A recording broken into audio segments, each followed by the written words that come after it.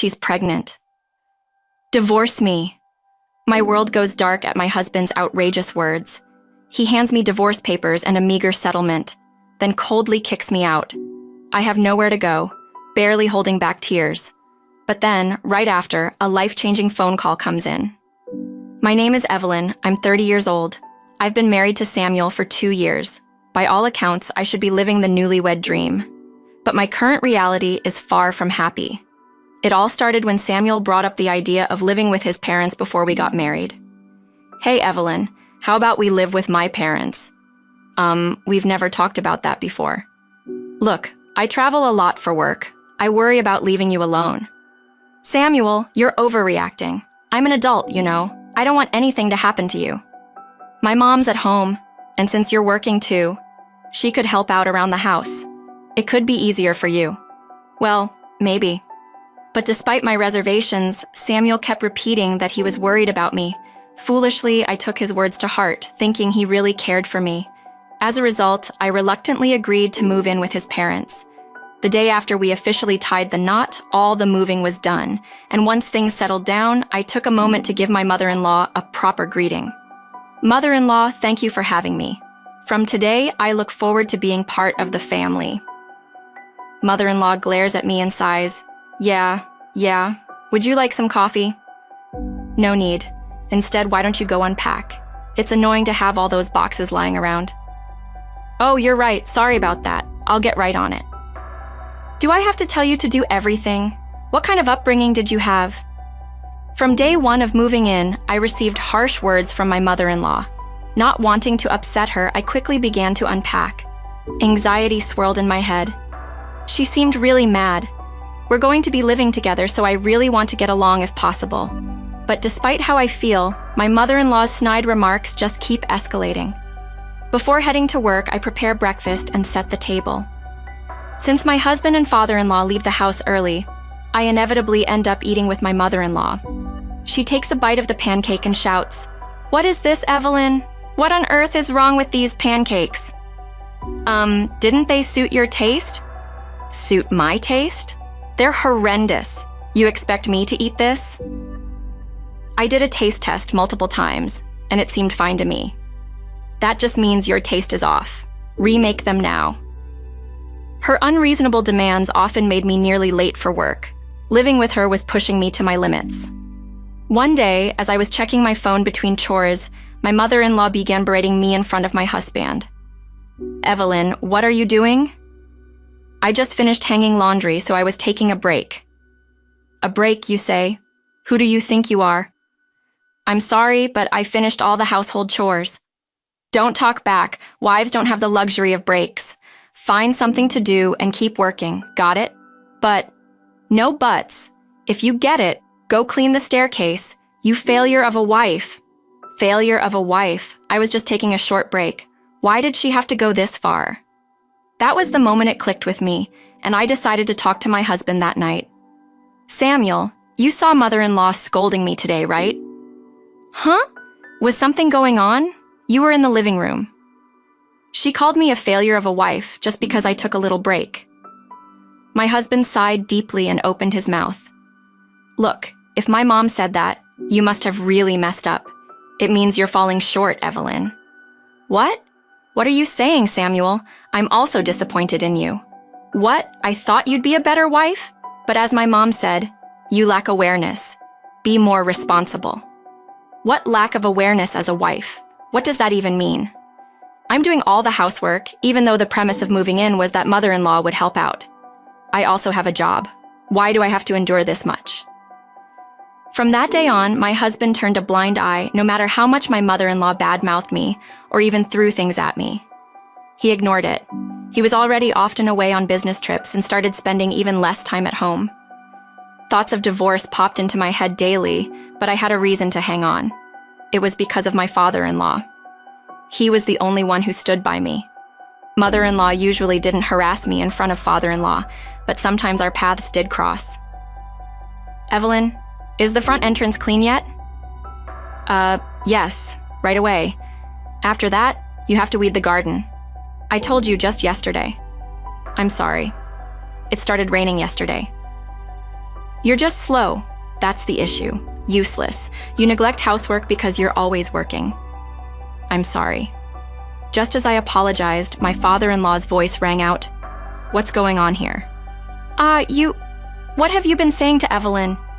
Well, she's slow, so you're having her do all this for you and then you talk to her like that? But she really is slow.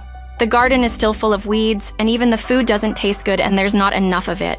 Weren't you the one who never touched the garden before we all moved in? And don't you always bring home ready-made meals? If you're going to complain, at least be able to do it yourself. Fine. Whatever. Whenever my father-in-law confronts her with these truths, my mother-in-law retreats to her room. Each time he apologizes to me sincerely. Evelyn, I'm really sorry about my wife's behavior. No, it's okay. Thank you, father-in-law. If anything else happens, let me know. Don't hesitate. Yes, thank you. My father-in-law, who has a strong sense of justice, always stands up for me and scolds mother-in-law. Whenever he's not around, the harassment from her continues, but I've been able to manage thanks to him. I lost my parents at a young age, so I have no one to turn to. Even if I get divorced now for someone like me, the presence of my father-in-law has been monumental. Then one day, while at work, I got a call from my mother-in-law. This is odd. Why is she calling me at work? Picking up the phone, I was shocked to hear the news. Your father-in-law has collapsed. Come to the hospital immediately. What? Father-in-law? How? The details don't matter. Your husband, Samuel, is on a business trip, so you have to come. Yes, understood. I'm on my way. Since my husband had left on a week-long business trip 2 days ago, I had no choice but to go. I explained the situation to my boss and rushed to the hospital. As soon as I arrived, we heard the doctor's explanation. The situation is unclear. He might not regain consciousness. He was fine this morning. We've done what we can. It's up to him now. What a tense silence followed.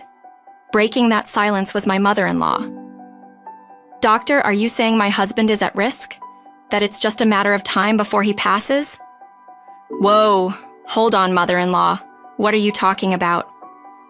Well, there's a lot to consider, like funeral arrangements and inheritance. We need to plan ahead, don't we? But why bring it up now? Father-in-law is fighting for his life. The doctor already said there's not much hope. I wonder how much inheritance he's leaving.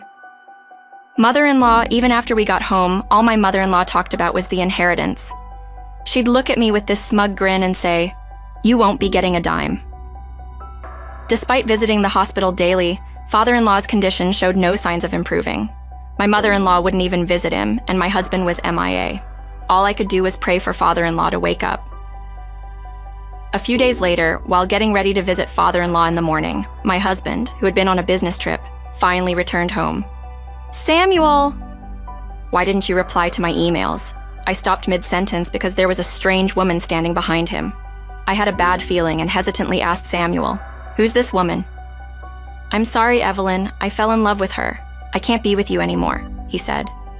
What I felt as if I'd been hit over the head. Unapologetically, my husband continued, "She's pregnant. I want a divorce." "What are you saying? Weren't you on a business trip?" I asked. "I was on a trip with her. That's when we found out she's pregnant," he replied. "You've got to be kidding."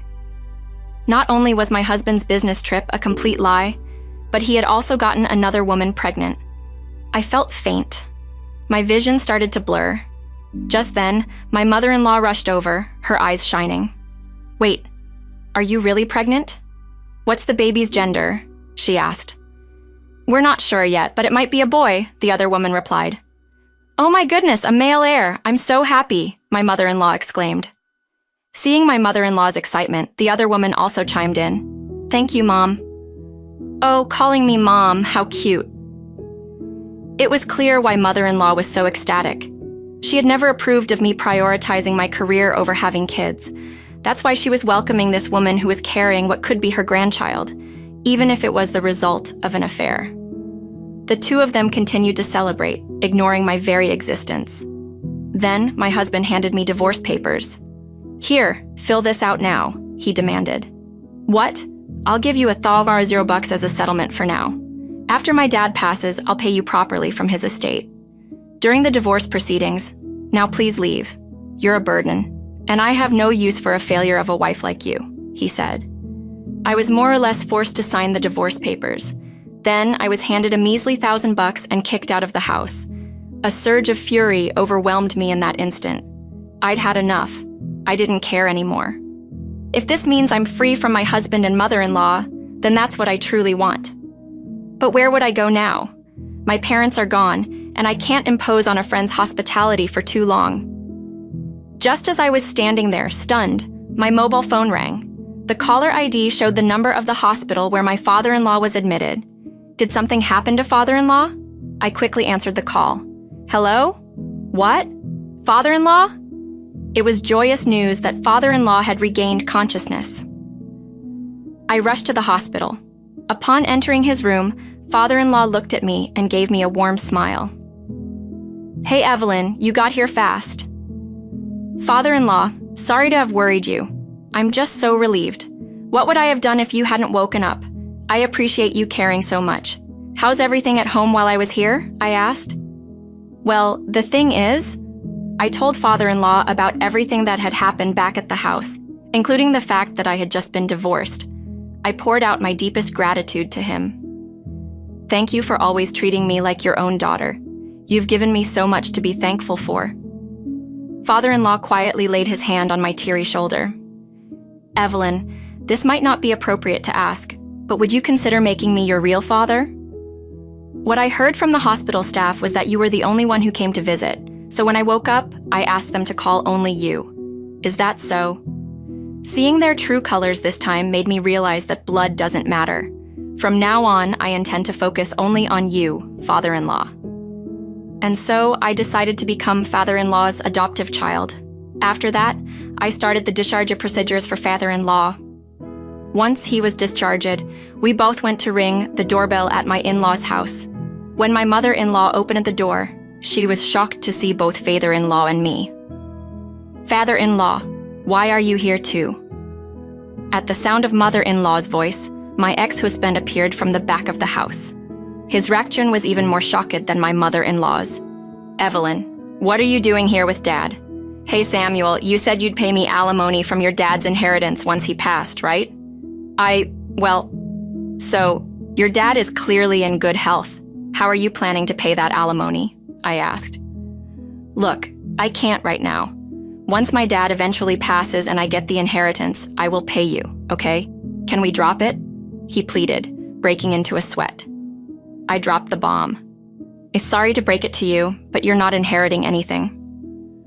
My ex-husband's face turned pale, his mouth twitching. That's when my father-in-law delivered the final blow. From now on, Evelyn is my only family. I'm giving all my property to her while I'm still alive. This house will be in Evelyn's name, so the two of you need to leave. Leave now. You can't be serious, Dad. Do you think I joke about this? I'm utterly done with you all. You only care about my inheritance. Get out now. You're both worthless. Father-in-law then forced my ex-husband and his affair partner out of the house and promptly shoved divorce papers in front of mother-in-law. Just like my ex-husband tried to do to me, he somewhat aggressively pushed for her signature. So, your name here? No way. She was resolute. You forced Evelyn to sign divorce papers, didn't you? Now sign. She let out a tiny shriek, then reluctantly signed the papers. They apparently moved into a one-room apartment with his affair partner, with all their belongings shipped to them. Cood, their new place must be a mess. As for me, thanks to my father-in-law, I was able to claim alimony in the divorce. We also completed the adoption paperwork, and now we're enjoying peaceful days as if we're a real father and daughter. It's nice out. How about we grab a basket and head to the park? I suggested. A splendid idea, Evelyn. Speaking of which, the sandwich filling is tuna salad and roast beef, right? You never eat anything else. You got me, I said, even after decades she never remembered. Don't look so glum. I'll always be here to support you, Dad.